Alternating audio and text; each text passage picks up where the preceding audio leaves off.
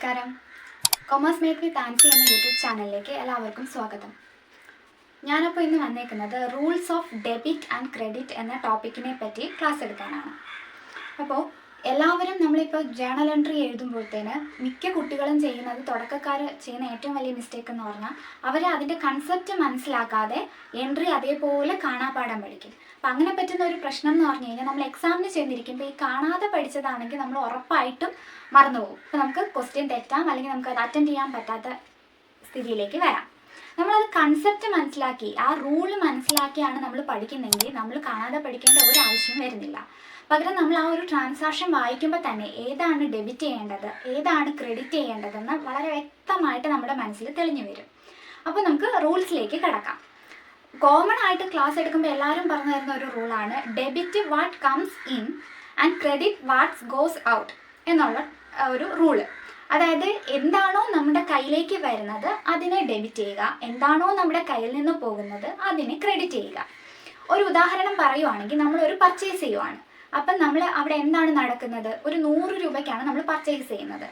നമ്മുടെ കയ്യിൽ നിന്ന് 100 രൂപ പോയി. അപ്പോൾ ആ ക്യാഷിനെ നമ്മൾ ക്രെഡിറ്റ് ചെയ്തു. ഇനി പകരം നമ്മുടെ കയ്യിലേക്ക് വന്നത് എന്താണ്? ആ 100 രൂപ മൂല്യമുള്ള വസ്തു. എന്താണോ നമ്മൾ പർച്ചേസ് ചെയ്തത് ആ 100 രൂപയുടെ മൂല്യമുള്ള വസ്തു നമ്മുടെ കയ്യിലേക്ക് വന്നു അല്ലേ? അപ്പോൾ അതിനെ, ആ പർച്ചേസ് എന്നുള്ളതിനെ നമ്മൾ ഡെബിറ്റ് ചെയ്തു. അപ്പോൾ debit what's comes in and credit what goes out അല്ലേ? പോയതിനെ നമ്മൾ ക്രെഡിറ്റ് ചെയ്തു, നമ്മുടെ കയ്യിലേക്ക് വന്നതിനെ നമ്മൾ ഡെബിറ്റ് ചെയ്തു. അപ്പോൾ ഇനി പക്ഷേ നമ്മൾ ഇത്രയും മാത്രം പഠിച്ചു കഴിഞ്ഞാൽ നമുക്ക് പല ക്വസ്റ്റ്യൻസ് ചെയ്യുമ്പോൾ പല ഡൗട്ട് വരും. അപ്പം നമുക്കതിനെ ഡീറ്റെയിൽ ആയിട്ട് അതിൻ്റെ റൂളിനെ നമുക്ക് നോക്കാം. ആദ്യമായിട്ട് നമ്മൾ എന്താ പറയുക, ഒരു 3 ടൈപ്പുള്ള അക്കൗണ്ട് ഉണ്ട്. അപ്പം അത് നമ്മൾ എന്താണെന്ന് മനസ്സിലാക്കാം. അപ്പം ആദ്യം തന്നെ നമുക്ക് 3 ടൈപ്പ് അക്കൗണ്ട്സ് ഏതൊക്കെയാണെന്ന് പഠിക്കാം. ഒന്ന് റിയൽ അക്കൗണ്ട്, ഒന്ന് പേഴ്സണൽ അക്കൗണ്ട്, ഒന്ന് നോമിനൽ അക്കൗണ്ട്. ഇനി റിയൽ അക്കൗണ്ട് എന്ന് പറയുന്നത് എന്താണ്? അതായത് അസറ്റോ പ്രോപ്പർട്ടിയോ സംബന്ധിച്ചുള്ള അക്കൗണ്ട്സിനെയാണ് നമ്മൾ റിയൽ അക്കൗണ്ട് എന്ന് പറയുന്നത്. അസറ്റ് എന്ന് പറയുമ്പോൾ furniture account, missionary account, building account, ഇതിനെല്ലാം നമ്മൾ എന്താ റിയൽ അക്കൗണ്ട് എന്ന് പറയും. ഈ റിയൽ അക്കൗണ്ട് റൂളാണ് നമ്മൾ നേരത്തെ പറഞ്ഞത്, debits what comes in and credit what goes out. ഇതാണ് റിയൽ അക്കൗണ്ടിൻ്റെ റൂൾ എന്ന് പറയുന്നത്. ഇനി നോമിനൽ അക്കൗണ്ട് എന്ന് പറഞ്ഞാൽ എന്താണ്? അതായത് എക്സ്പെൻസിനെ സംബന്ധിച്ച്, അല്ലെങ്കിൽ എക്സ്പെൻസിനെ ഇൻകത്തിനെ സംബന്ധിച്ചുള്ള അക്കൗണ്ടുകളാണ് നോമിനൽ അക്കൗണ്ട്. ഉദാഹരണം പറഞ്ഞു കഴിഞ്ഞാൽ കമ്മീഷൻ, റെന്റ്, ഇതൊക്കെ എന്താണ്? സാലറി, ഇതൊക്കെ എക്സ്പെൻസും ഇൻകംസിലൊക്കെ പെടുന്ന സാധനങ്ങളാണ് അല്ലേ? കമ്മീഷൻ നമുക്ക് കിട്ടുവാണെങ്കിൽ അത് നമ്മുടെ ഇൻകം, കമ്മീഷൻ നമ്മൾ കൊടുക്കുവാണെങ്കിൽ അത് നമ്മുടെ എക്സ്പെൻസ്. അപ്പം ഈ എക്സ്പെൻസും ഇൻകമും ആയിട്ടുള്ള ടൈപ്പ് നേച്ചറിലുള്ള അക്കൗണ്ട്സിനെ എല്ലാം നമ്മൾ നോമിനൽ അക്കൗണ്ട് എന്ന് പറയാം. ഇനി ഇതിൻ്റെ റൂൾ എന്താണ്? എക്സ്പെൻസിനെ നമ്മൾ ഡെബിറ്റ് ചെയ്യുക, ഇൻകത്തിനെ ക്രെഡിറ്റ് ചെയ്യുക. Debit all expense and credit all incomes. ഇതാണ് നോമിനൽ അക്കൗണ്ടിൻ്റെ റൂള്. അപ്പോൾ നമ്മൾ റിയൽ അക്കൗണ്ട് പഠിച്ചു, നോമിനൽ അക്കൗണ്ട് പഠിച്ചു. റിയൽ അക്കൗണ്ടിൽ എന്താ പറഞ്ഞത്? അസറ്റിനെ സംബന്ധിച്ച അക്കൗണ്ടാണ് അല്ലേ? അപ്പോൾ അതിൽ debit what's comes in and credit what's goes out. ഇനി നോമിനൽ അക്കൗണ്ട് വരുമ്പോൾ എക്സ്പെൻസും ഇൻകത്തിനെയും റിലേറ്റ് ചെയ്തിട്ടുള്ള അക്കൗണ്ടുകളാണ് നോമിനൽ അക്കൗണ്ട്. ഇതിലെന്താ നമ്മൾ പഠിച്ച? All expense should be debited and all income should be credited. ഇനി മൂന്നാമത്തെ അക്കൗണ്ടാണ് പേഴ്സണൽ അക്കൗണ്ട്. പേഴ്സണൽ അക്കൗണ്ട് എന്ന് പറയുമ്പോൾ നമുക്ക് 2 ടൈപ്പിലുള്ള പേഴ്സൺസ് വരാം അല്ലേ? ഒന്ന് നാച്ചുറൽ പേഴ്സൺസ്, അല്ലെങ്കിൽ ഏതെങ്കിലും ഇൻസ്റ്റിറ്റ്യൂഷൻസോ ഫേംസോ കമ്പനിയോ അങ്ങനെയുള്ള പേഴ്സൺസ് അല്ലേ? അപ്പോൾ നമുക്കറിയാം, ഒരു കമ്പനി എന്ന് പറയുന്നത് ആ കമ്പനിയുടെ പേരിൽ തന്നെ നമുക്ക് അക്കൗണ്ട് ഉണ്ട് അല്ലേ? കമ്പനിയുടെ ഓണർ വേറെ, കമ്പനി വേറെ. അപ്പോൾ അങ്ങനെയുള്ള അക്കൗണ്ട്സിനെ നമുക്ക് എന്ത് വിളിക്കാം? പേഴ്സണൽ അക്കൗണ്ട് എന്ന് വിളിക്കാം. ഇനി ഇതിൻ്റെ റൂൾ എന്ന് പറഞ്ഞാൽ, ആരാണോ റിസീവ് ചെയ്യുന്ന ആൾ, ആരാണോ റിസീവർ, അയാളെ ഡെബിറ്റ് ചെയ്യുക. ആരാണോ ഗിവർ, കൊടുക്കുന്ന ആൾ, അയാളെ ക്രെഡിറ്റ് ചെയ്യുക.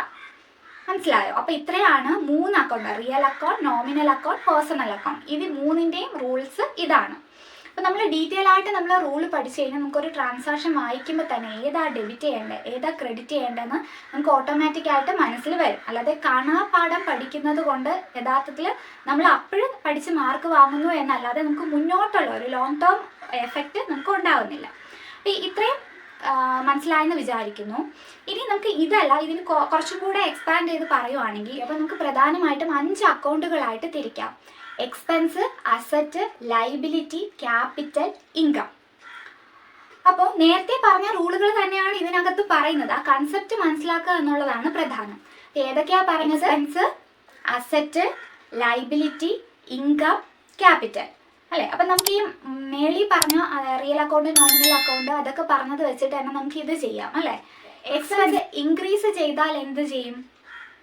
എക്സ്പെൻസ് ഇൻക്രീസ് ചെയ്താൽ ഡെബിറ്റ് ചെയ്യും, എക്സ്പെൻസ് ഡിക്രീസ് ചെയ്താൽ ക്രെഡിറ്റ് ചെയ്യും. അപ്പോൾ ഇതാണ് എക്സ്പെൻസിൻ്റെ റൂള്. എക്സ്പെൻസ് ഇൻക്രീസ് ചെയ്യുവാണെങ്കിൽ അതിനെ ഡെബിറ്റ് ചെയ്യും, എക്സ്പെൻസ് ഡിക്രീസ് ചെയ്യുവാണെങ്കിൽ അതിനെ ക്രെഡിറ്റ് ചെയ്യും. ഇനി അസറ്റ്. അസറ്റ് എന്ന് പറഞ്ഞാൽ എന്താണ്? നമ്മുടെ ആസ്തി അല്ലേ? ബിൽഡിങ്, ഫർണിച്ചർ, മിഷനറി, അങ്ങനെയുള്ള ആസ്തികൾ, ക്യാഷ് അറ്റ് ബാങ്ക്, ഇതെല്ലാം നമ്മുടെ അസറ്റിൽ പെടുന്നതാണ്. അപ്പോൾ അസറ്റ് ഇൻക്രീസ് ചെയ്താൽ എന്ത് ചെയ്യും? നമ്മൾ ഡെബിറ്റ് ചെയ്യും. ഇനി അസറ്റ് ഡിക്രീസ് ചെയ്യുവാണെങ്കിലോ നമ്മൾ ക്രെഡിറ്റ് ചെയ്യാം. ഒരു ഉദാഹരണം ഞാൻ പറയുവാണെങ്കിൽ, നമ്മുടെ അസറ്റാണ് ക്യാഷ് അല്ലേ? അപ്പോൾ ക്യാഷ് നമ്മുടെ കയ്യിൽ വരുവാണെങ്കിൽ എന്ത് ചെയ്യും? ക്യാഷ് ഇൻക്രീസ് ചെയ്യും. പിന്നെ എന്താണോ പോകുന്നത്, ചിലപ്പോൾ നമ്മൾ സെയിലിലൂടെയാണ് ആ ക്യാഷ് നമ്മൾ നേടിയത്. അപ്പോൾ എന്താണോ നമുക്ക് കിട്ടുന്നത്? ക്യാഷ് കിട്ടും അല്ലേ? അപ്പോൾ ക്യാഷ് അക്കൗണ്ട് ഡെറ്റർ ടു എന്താണ്? സെയിൽ നടത്തിയിട്ടാണ് നമുക്ക് ആ ക്യാഷ് കിട്ടിയത് അല്ലേ? Account debtor to sales. അപ്പോൾ സെയിൽസിനെ ക്രെഡിറ്റ് ചെയ്തു, നമ്മുടെ ക്യാഷിനെ നമ്മൾ ഡെബിറ്റ് ചെയ്തു അല്ലേ? അപ്പോൾ അസറ്റ് കൂടി, ക്യാഷ് എന്ന് പറയുന്ന കറണ്ട് അസറ്റ് കൂടി. ഇനി നമ്മളത് അതിന് നേരെ ഓപ്പോസിറ്റ് ആയിട്ട് നമുക്കൊരു ഫർണിച്ചർ ഉണ്ട്. അത് നമ്മൾ എന്ത് ചെയ്തു? ഒരാൾക്ക് വിറ്റു, പൈസയ്ക്ക് വിറ്റു. അപ്പം നമുക്ക് അവിടെ എന്താ സംഭവിച്ചത്? നമ്മുടെ അസറ്റ്, നമ്മുടെ കയ്യിലുണ്ടായിരുന്ന ഫർണിച്ചർ പോയി അല്ലേ? അപ്പോൾ ഫർണിച്ചറിനെ എന്ത് ചെയ്യണം? ക്രെഡിറ്റ് ചെയ്യണം. പകരം നമുക്ക് എന്ത് കിട്ടി? ക്യാഷ് കിട്ടി അല്ലേ? ആ ഫർണിച്ചറിന്റെ മൂല്യത്തിനനുസരിച്ചുള്ള ക്യാഷ് നമ്മുടെ കയ്യിലേക്ക് കിട്ടി. അപ്പോൾ cash account debtor to furniture. അവിടെ പോയതിനെ നമ്മൾ ക്രെഡിറ്റ് ചെയ്തു, നമ്മുടെ കയ്യിലേക്ക് വന്നതിനെ നമ്മൾ ഡെബിറ്റ് ചെയ്തു. അപ്പോൾ എക്സ്പെൻസിൻ്റെയും അസറ്റിൻ്റെയും റൂൾ മനസ്സിലായെന്ന് വിചാരിക്കുന്നു. എക്സ്പെൻസും അസറ്റും ഇൻക്രീസ് ചെയ്താൽ അതിനെ ഡെബിറ്റ് ചെയ്യണം. ഇനി അതിൻ്റെ നേരെ ഓപ്പോസിറ്റ്, എക്സ്പെൻസും അസറ്റും ഡിക്രീസ് ചെയ്യുവാണെങ്കിൽ അതിനെ ക്രെഡിറ്റ് ചെയ്യണം. ഇനി നമുക്ക് ലൈബിലിറ്റിയിലേക്ക് വരാം. ലൈബിലിറ്റി എന്താ? ഈ അസറ്റിൻ്റെ എക്സ്പെൻസിൻ്റെ നേരെ ഓപ്പോസിറ്റ് ആണ് അല്ലേ? നമുക്ക് ലൈബിലിറ്റി കൂടുവാണെങ്കിൽ നമ്മൾ അതിനെ ക്രെഡിറ്റ് ചെയ്യണം. ഇനി അത് ഇൻക്രീസ് ചെയ്യുവാണെങ്കിലോ? ഇൻക്രീസ് ചെയ്യുവാണെങ്കിൽ നമ്മൾ അതിനെ ക്രെഡിറ്റ് ചെയ്യണം. ഡിക്രീസ് ചെയ്യുവാണെങ്കിൽ അതിനെ ഡെബിറ്റ് ചെയ്യണം. മനസ്സിലായോ? അതേപോലെ ലൈബിലിറ്റി പോലെ തന്നെയാണ് ക്യാപിറ്റലും ഇൻകവും. ഇൻകം നമുക്ക് കൂടിയാൽ നമ്മൾ അതിനെ ക്രെഡിറ്റ് ചെയ്യും, ഇൻകം കുറഞ്ഞാലോ നമ്മൾ അതിനെ ഡെബിറ്റ് ആണ് ചെയ്യുന്നത്. മനസ്സിലായോ? അസറ്റിന്റെ നേരെ ഓപ്പോസിറ്റ് ആണ്. ഇൻകം കൂടിയാൽ നമ്മൾ അതിനെ ക്രെഡിറ്റ് ചെയ്യും, ഇൻകം ഡിക്രീസ് ചെയ്താൽ നമ്മൾ അതിനെ ഡെബിറ്റ് ചെയ്യും. ഇനി ക്യാപിറ്റൽ ആണെങ്കിലോ? ക്യാപിറ്റലും ഇത് തന്നെയാണ്. ലൈബിലിറ്റിയും ഇൻകവും പോലെ തന്നെയാണ് ക്യാപിറ്റലിനെ ട്രീറ്റ് ചെയ്യുന്നത്. ക്യാപിറ്റൽ കൂടുവാണെങ്കിൽ നമ്മളത് ക്രെഡിറ്റ് ചെയ്യും, ക്യാപിറ്റൽ ഡിക്രീസ് ചെയ്യുവാണെങ്കിൽ നമ്മളത് ഡെബിറ്റ് ചെയ്യും.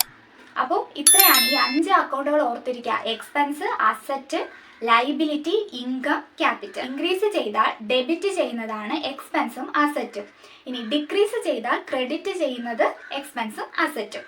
ഇനി നമ്മൾ ലൈബിലിറ്റി, ക്യാപിറ്റൽ, ഇൻകം ഇത് ഇൻക്രീസ് ചെയ്താൽ ക്രെഡിറ്റ് ചെയ്യും, നേരെ ഓപ്പോസിറ്റ് ഡിക്രീസ് ചെയ്താൽ ഡെബിറ്റ് ചെയ്യും. അപ്പം ഇത്രയാണ് റൂൾസ് ഓഫ് അക്കൗണ്ട്സ് എന്ന് പറയുന്നത്. അപ്പം അത് നമ്മൾ കൺസെപ്റ്റ് മനസ്സിലാക്കുക. ഫസ്റ്റ് നമ്മൾ ഈ ഒരു ഡയലോഗ്, ഫസ്റ്റത്തെ ആ ഒരു ഞാൻ പറഞ്ഞ ആ സെൻറ്റൻസ് ഓർത്ത് വെച്ചേക്കുക. Debit what's comes in and credit what's goes out.